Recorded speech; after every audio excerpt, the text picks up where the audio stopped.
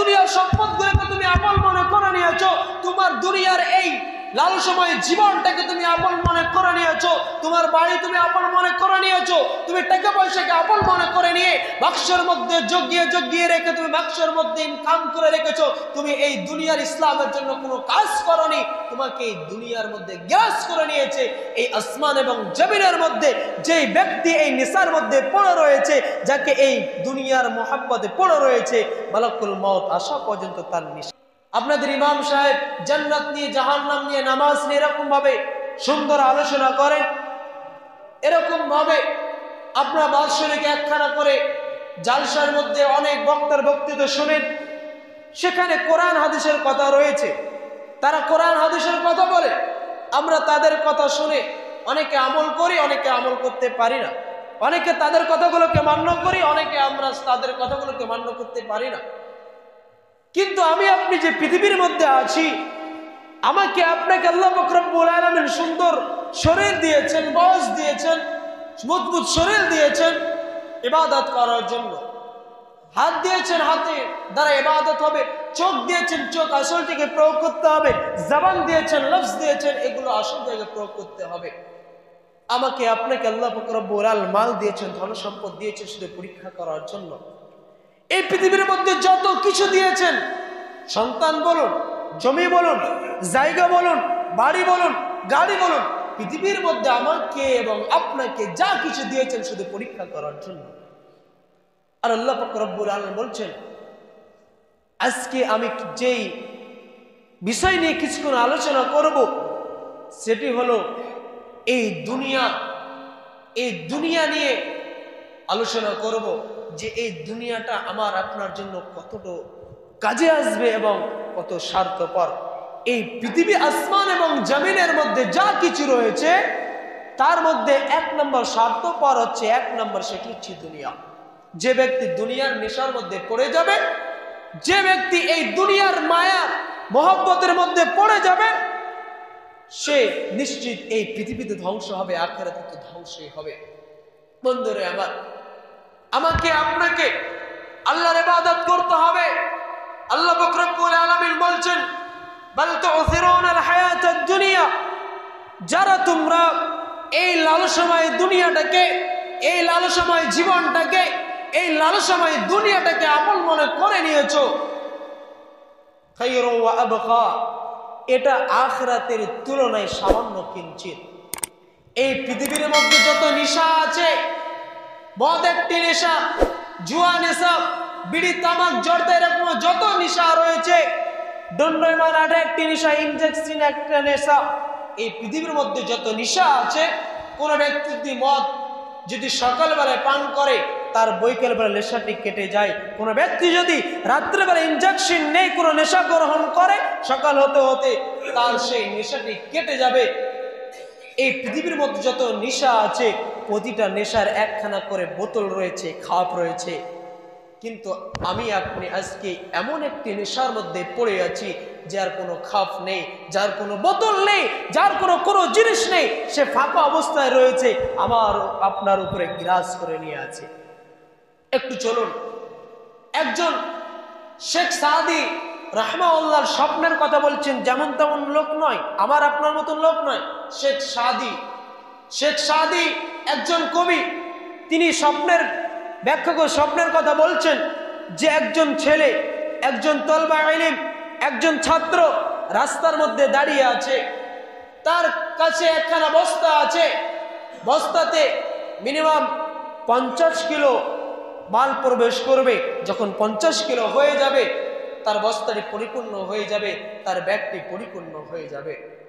কিন্তু সে রাস্তার মধ্যে দাঁড়িয়ে আছে, রাস্তা দিয়ে ওলি যায়, রাস্তা দিয়ে ডাক্তার যায়, রাস্তা দিয়ে মাস্টার যায়, রাস্তা দিয়ে আলেম যায়, হাজি যায়, গাজী যায়, শয়তান যায়, মুনাফিক যায়, সবাই সেই বস্তার ভিতরে এক এক করে মাল প্রবেশ করে। এতই মাল প্রবেশ করে ফেলে, এতই মাল দিয়েছে, 50 কিলো অনেক পার করে দিয়েছে, তবুও তার বস্তা পরিপূর্ণ হচ্ছে না।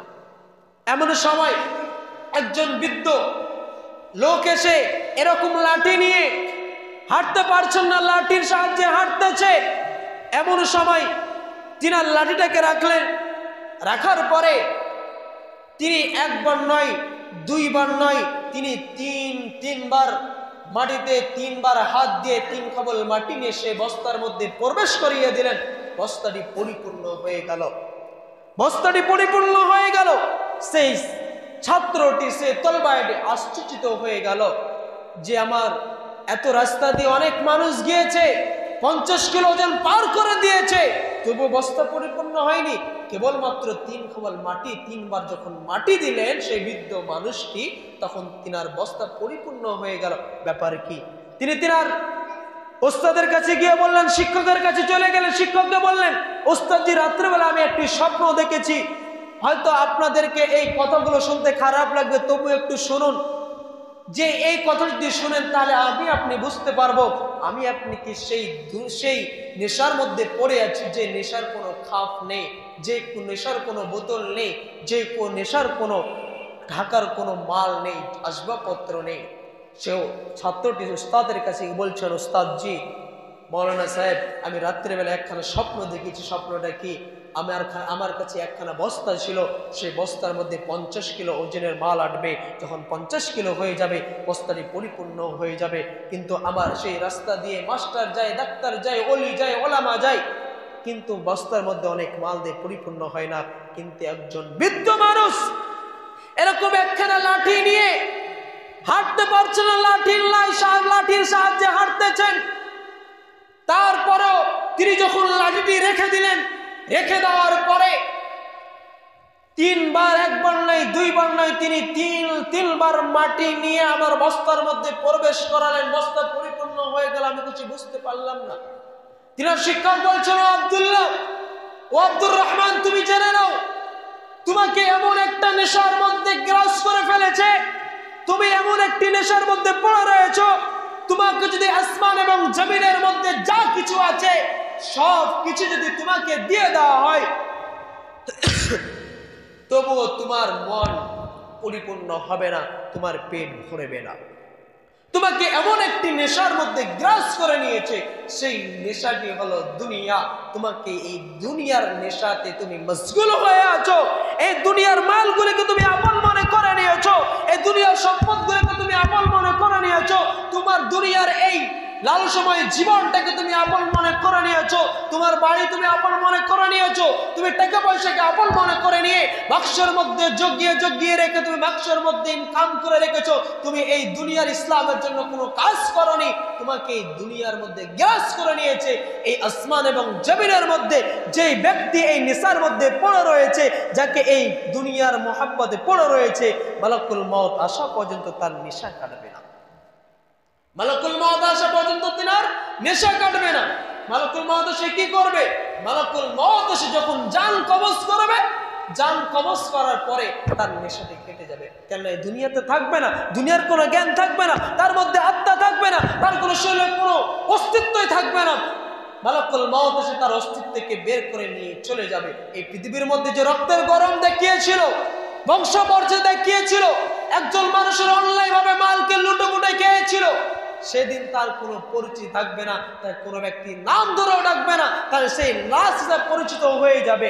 বন্ধুরা আমার, এই জন্য আল্লাহ পাক রব্বুল আলামিন বলছেন, বাল তুসিরুনা আল হায়াতাদ দুনিয়া, তোমরা যারা এই দুনিয়াটাকে আপন মনে করে নিয়েছো, এই দুনিয়াটা আখিরাতের তুলনায় সামান্য কিঞ্চিত।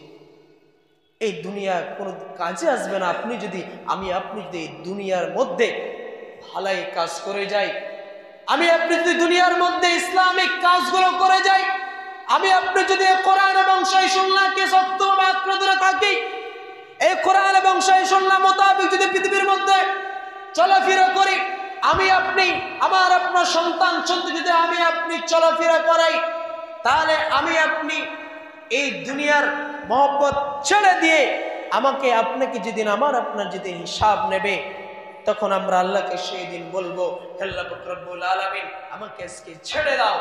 এই জন্যই ছেড়ে দাও কারণ এই পৃথিবীর মধ্যে অনেক কষ্ট করেছি।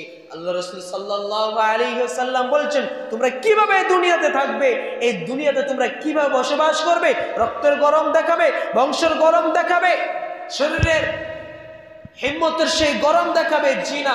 আল্লাহ রাসূল বললেন, কুন ফিদ দুনিয়া কাআন্নাকা গরীব, তোমরা এই দুনিয়াতে একজন মুসাফির, একজন প্রবাসী, একজন লেবার, একজন মিস্ত্রি যেরকম ভাবে অন্য জায়গায় গিয়ে থাকে, প্রবাসী অবস্থায় থাকে, শ্রমিক অবস্থায় তোমরা এই পৃথিবীর মধ্যে জীবন যাপন করো। কেননা তোমাদেরকে তো ফিরে আসতে হবে, কেননা তো তোমরা আল্লাহর দিকে আবার ফিরে আসবে। তোমরা কেন এই দুনিয়াটাকে, দুনিয়ার মহব্বতে পড়ে গিয়েছো? এই দুনিয়ার মহব্বতে পড়ে গিয়ে তোমরা আখিরাতকে ভুলে গিয়েছো। যারা দুনিয়ার মহব্বত পড়ে গিয়েছে, দুনিয়ার মহব্বতটাকে গ্রাস করে নিয়েছে, দুনিয়ার নেশাটাকে গ্রাস করে নিয়েছে, মালাকুল মউত আসা পর্যন্ত সে নেশা কাটবে না। বন্ধুরে আমার, আমি আপনাকে বলতেছিলাম যে এই দুনিয়ার মধ্যে, আমি আপনি যে দুনিয়ার মধ্যে আছি, আমাকে আপনি কি করতে হবে?